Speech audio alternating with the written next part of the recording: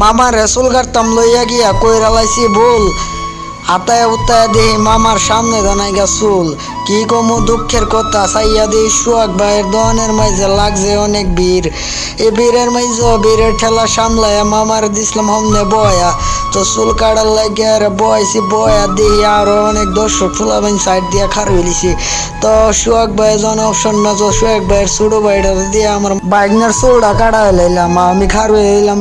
যদিও সোহাগ ভাইয়ের ছোট ভাইটা এখনো দক্ষ কোনো প্লেয়ার হইতেছে না চুল কাটার লাগিয়া, এই কারণে আমি আর বইছি না, দাঁড়াই লইলাম। আর মনে মনে একজন একজন কইরা সিরিয়াল গন্তাছি। আমার সিরিয়ালটা ছিল 5 নম্বরে।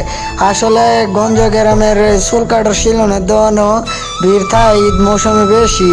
তাই আমরা ঈদের 2 দিন আগে গেছিলাম চুল কাটতাম, যায় দিই মাগরিবের আজানের সময় অনেক দর্শক খার হইলিছি। আসলে জেনের মান বালায় নৈদ্য মানুষ যে বেশি যায়।